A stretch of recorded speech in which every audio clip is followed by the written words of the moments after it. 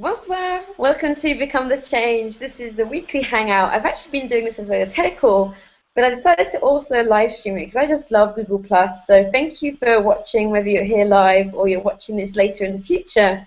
And Become the Change is basically a call about tapping into the part of you that loves to do stuff that can help change the world, like the activist part of you. Because if you think about it, the word activist, it comes from being active, from being, in French, they say engagé, like engaged. People that actually show an interest in things that are going on in the world. It doesn't mean you have to be like an angry, annoyed person, like the kind of stereotype of an activist, but it means that you take an active interest, and if there's something you feel strongly about, you speak up about it, or you raise awareness about it, or perhaps you send money towards it, perhaps you donate your time towards it. But you do something. You don't just kind of sit there and watch. And you might have noticed a lot of people around us do sit there and watch. There's this kind of general zombification in our society. And I'm not saying that you're part of that, because you watching this, you're definitely not, actually, I would say. But I do see this a lot around us. And I personally, my name's Sandy Levesque, obviously, as you can see. And in case you don't know anything about me, you're wondering, who is this woman?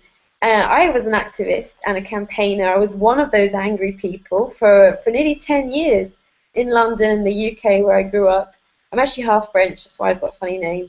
And I was one of those people that you would avoid at a party because I was the kind of person that you'd be like, oh, so what do you do? I'm a campaigner. And then they'd ask, what about? And I actually did it as a job. 3 years as a paid women's rights lobbyist. And so then this debate would start about women's rights, about sexism and feminism. Am I a feminist? And I would get into these big, long debates all the time. So cut a long story short, I actually left activism after falling seriously ill at a young age and realizing that I was putting all my energy into the problems I saw around me. And, if you've ever heard about Mother Teresa and her approach to protests, she actually said she wouldn't attend anti-war protests because she said, well, when you tell me there's a pro-peace protest, I'll go there. Because she knew that if you focus on the things you don't like, you actually make them more real, It sounds weird, but you actually, you focus it. You're contributing to it. Even if you think that you're trying to solve the problem, which is what I thought I was doing, you're actually focusing on the problem and expanding the problem. So what do you do about that? That can be a bit of a discouraging thing. And what I realized is that you don't have to, it doesn't mean you have to then live in la la land and pretend everything is fine when you know that it's not. Because if you know you're a dreamer, you're a crazy person, you see things for the world, you have ideas and dreams, you can help to bring those to reality instead of helping to bring the problems and helping them to be bigger. You can focus on the things that you dream about, whether that's more respect towards animals or young people growing up with more financial literacy, one of my personal dreams, more people being kind to each other or less racism, whatever your dream is. I know that you can help to make it happen. I just know that with every fiber of my being, and the whole point of this hangout, it's going to be half an hour, quite short and succinct. The point is that you can either watch this live, get inspired, and have some ideas. I'm going to be sharing some actual examples of conscious activists who've already come before us, although they're actually still alive, 2 of them. And I'm going to be sharing their stories because I know that what happens when you hear a story about someone who's done things that you would like to do, it helps you to know that it's possible, It's like if you were hiking up a mountain and there's someone who's kind of already gone up the mountain already, and you're sort of walking behind. When you see their tracks, you can walk in their steps and not have to sort of figure out the route through the snow or whatever you're going through, the mud. If you're a hiker, you know what I'm talking about. I love hiking, so I'm just realizing not everyone might understand what I'm using as an example. But the basic point being that when someone's done something, it opens up a door for someone else to do it. And activists through time have done that for all of us and will continue to do that. And you can be one of those people that does that.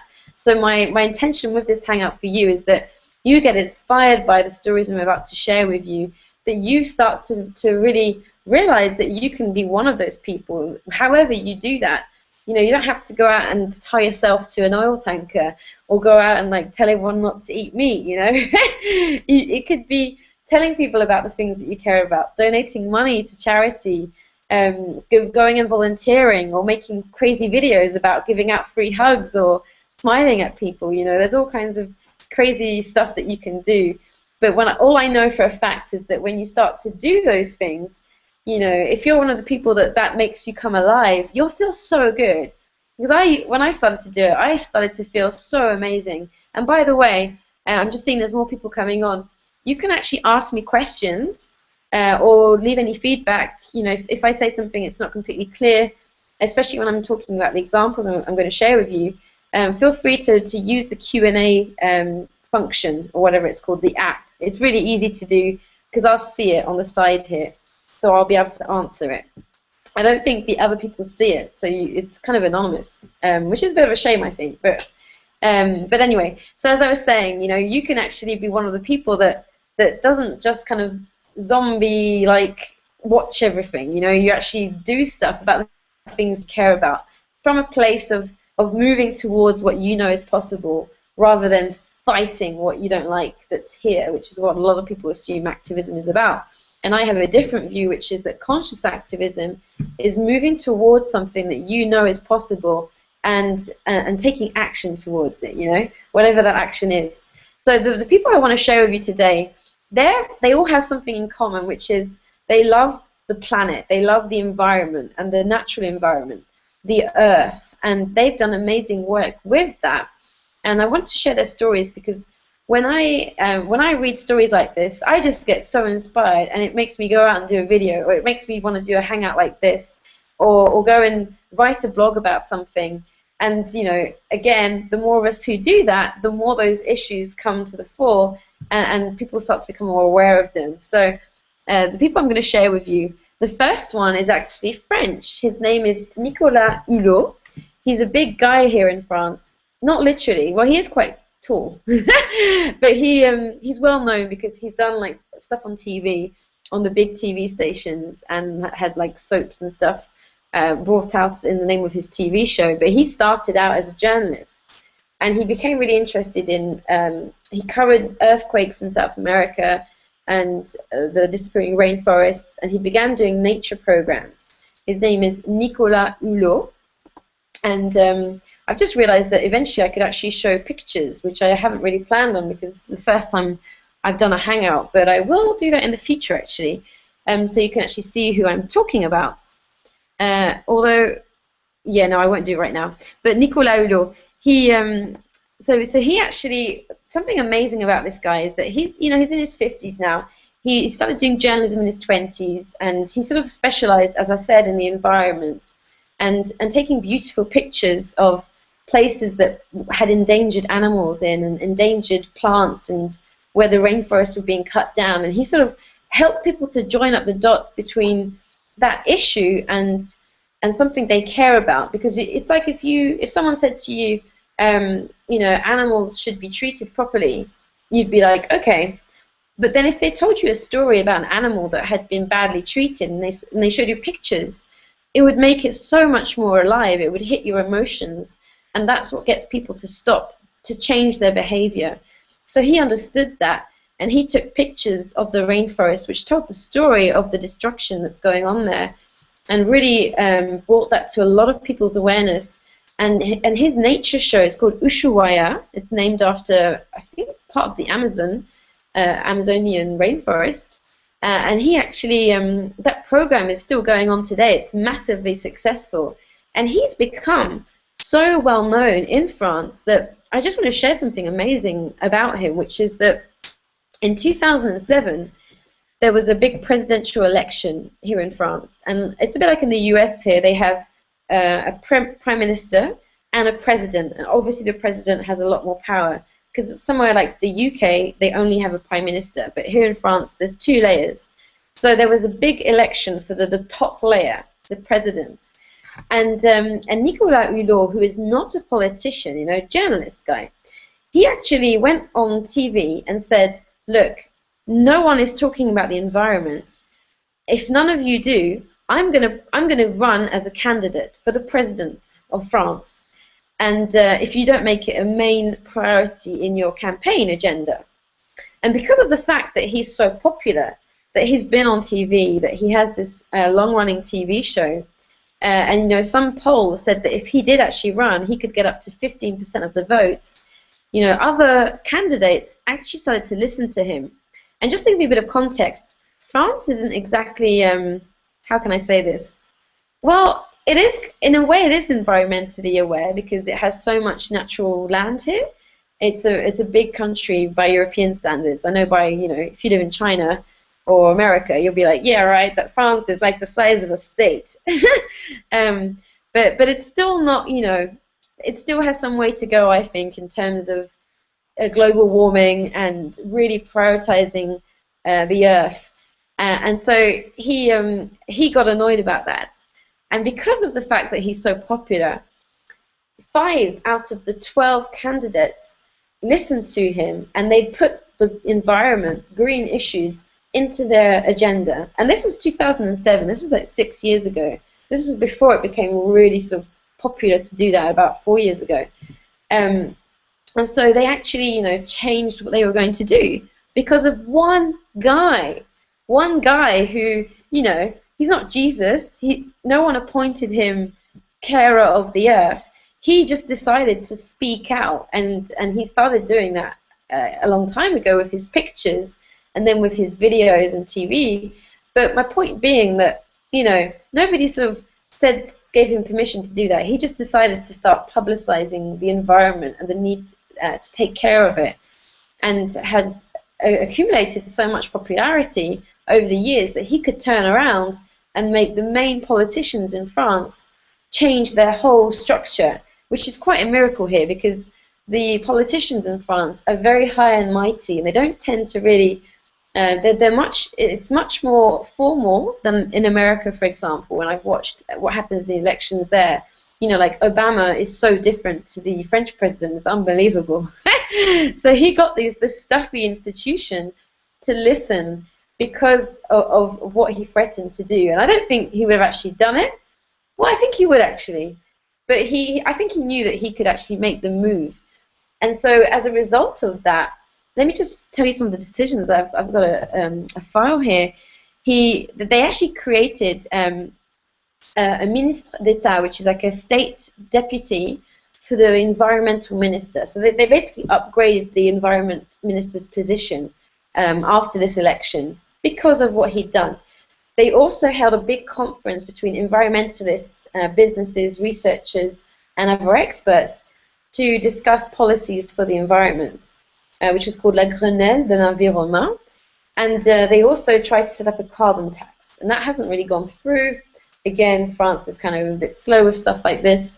But you know, one man spoke up, and this all started to happen, and it's still going on. It's still going to build.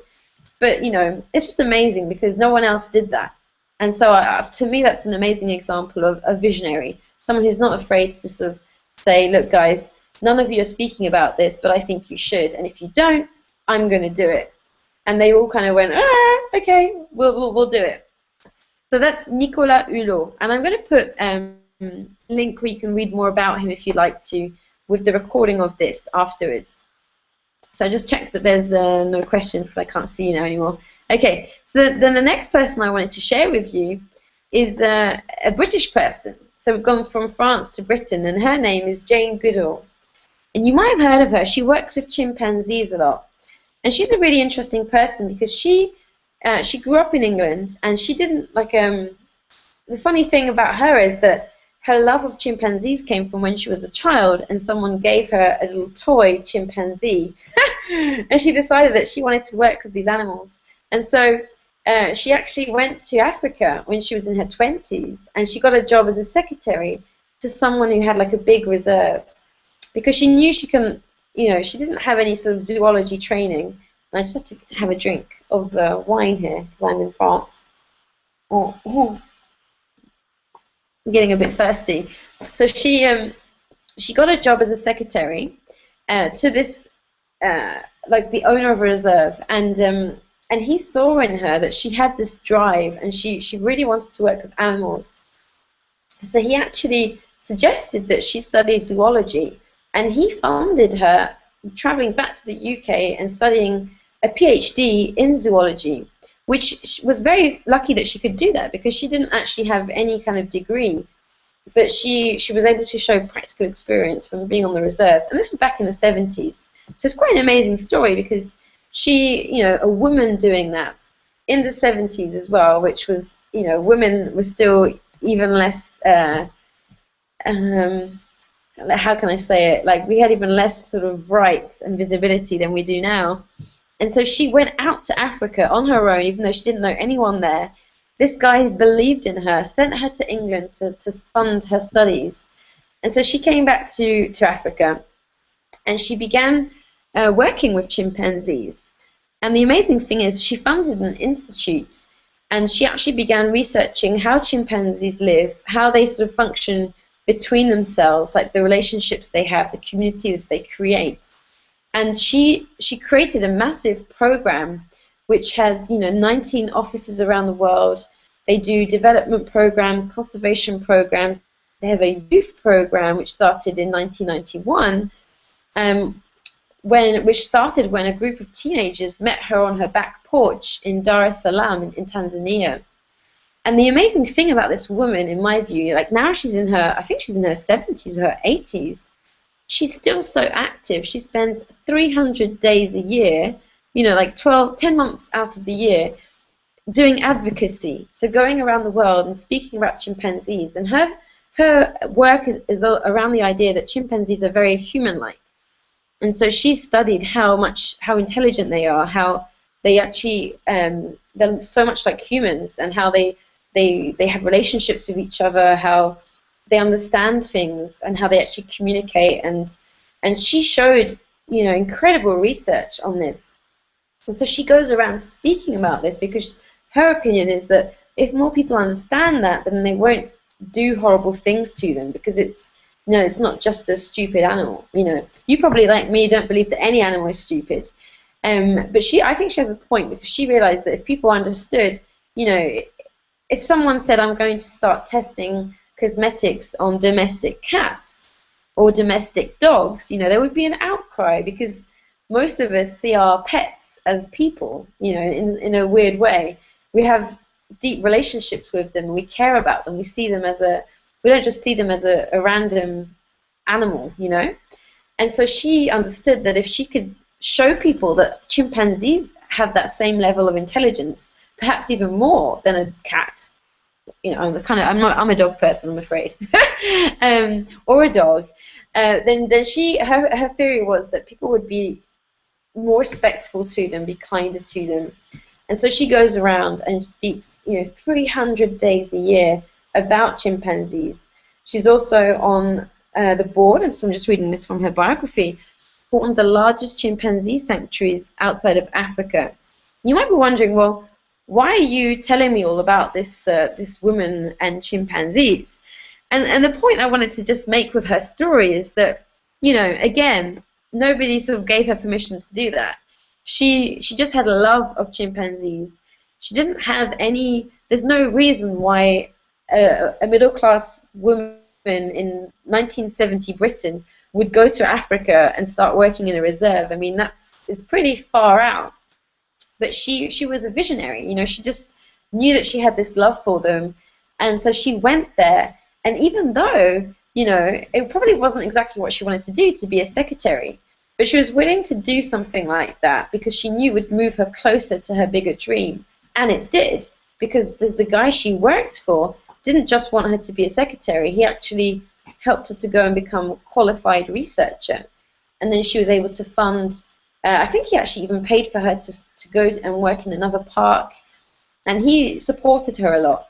And so an amazing thing you can take away from her story is that, when you move in the direction of your dreams, the universe will bring you people that will help you make those dreams happen. It's just amazing. I'm sure you've seen this before. And I just love when things like that happen with activism and with the things, the changes we'd like to see in the world. So she's an amazing example of that. And you can watch her videos on YouTube. You can go and find out more information about her. Again, I'll put some links to her.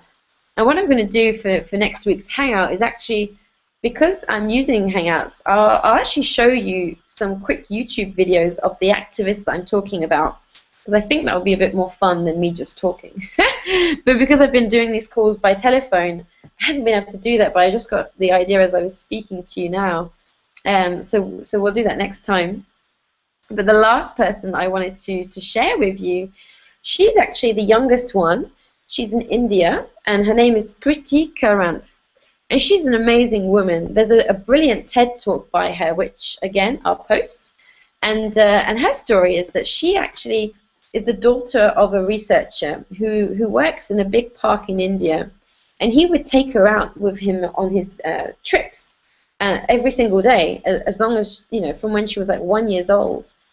And she said this was amazing, and it opened her eyes to how brilliant wildlife is and how much she cared about it and how in danger it is, because a lot of people don't realize that India has a massive human population, but it also has a massive animal population. And so she became interested in what her dad did. She wanted to do it too. But the funny thing is, she actually had a moment where she sort of doubted the whole thing, because some poachers got angry with her dad because he'd been counting how many tigers were being killed in a particular park or a collection of parks, and he was showing that the poachers were seriously harming the population of these tigers. And so late one night, a group of poachers came to their family home and burnt it, like set fire to it. And she says in her TED talk that they're pretty sure that if they'd been home, luckily they weren't, but if they'd been home, that her dad would have been killed, because that was very kind of common and still goes on today. So she realized at that point she had a choice to make, because on the one hand she wanted to work with animals too, like her dad, but on the other she saw how it could be so dangerous, especially for a woman too. So she actually decided to do it anyway. And this is what I love about her story. And she's actually been funded by the National Geographic. She works on tigers as well. She's sort of carrying on her dad's work. And she's doing a massive research project showing how different parks, like the relationships the animals have with humans, like how humans are, the parks where animals are in danger because of what humans are doing, whether that's poaching or hunting animals or changing the habitat so the animals can't live there anymore. And because something that I didn't know is that something like 2/3 of all the world's tigers live in India. So if Indian tigers become endangered, that's a huge difference in the whole world, because most of the tigers we have are in India. So she's doing really important work to sort of keep an eye on how many tigers are there and where they're in danger, because there's lots of places where they are in danger. And she's studied in America, and she's doing all kinds of awareness-raising work. And she's only 31. So I wanted to share her story, and I'll show you her TED Talk, because she's another amazing example of when, a lot of people would think, oh, that would just be so cool to go and work with the animals. But she's actually done it. She's doing it. And you could say, well, yeah, her dad was a researcher, so that makes it easier. But she said to herself that, she could have very easily not done it, because she saw firsthand that it could be a dangerous thing. But she just loved animals so much that she wanted to go ahead and do it. So she did. And the universe is meeting her halfway. She's won funding and grants and been sponsored to do her research. And she's an amazing example that you can really contribute to the things you want to change in the world.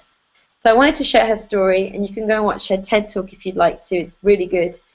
And I wanted to share these people with you to just give you some examples of people I believe are conscious activists. People that have a dream for the world and are doing stuff to help make it happen. And you don't have to make it your profession. The people that I showed today, they've really sort of made it their whole life. But the funny thing is they've kind of adapted it, because they haven't always done exactly the same thing. And so whether you're a young person and you're just choosing what you want to do, or you're not young, whatever young is, and you already do something, but you're inspired by their stories. There's so many ways that you can actually go out and take little steps to do something similar. It could be volunteering in an animal shelter, or volunteering in a nature reserve. It could be going to your local woods and collecting the rubbish. I do that sometimes. And I noticed that every time I do it, I feel so good afterwards. It's really weird. Nobody's watching me do it. I don't usually tell anyone. I just take a rubbish bag and I pick stuff up. And I just feel afterwards like, I just feel like the earth is saying thank you, that someone cares about it enough to do that. So there's all kinds of little things that you can do. And when you do them, you start to feel good. Like I said at the start, it's like your soul starts to come alive. So I hope that these stories have inspired you today. Please let me know if they have. You can leave a comment in the event or under this video, wherever you're seeing this hangout, and or listening to the podcast, because I'm going to be releasing this as a podcast too. And I just thank you for being here. Thank you for watching. And if you have any questions or any sort of stories that you want me to share on this show, then please also get in touch with me. The best way is probably through Facebook. That's where I'm the most active on social media. So you can add me as a friend. Just say that you listen to this or watch this, and I shall accept your friend request. Because I do believe that the more kindred spirits we know who are conscious activists, who care about the world and aren't afraid to show it, the more inspired you are to go out and do more of it. I saw that firsthand with campaigning and activism, and I don't believe that just because you're not campaigning against something that you can't connect with other activists, because conscious activism is about moving towards things that are possible. So I thank you for watching, and I wish you a fabulous evening. Au revoir.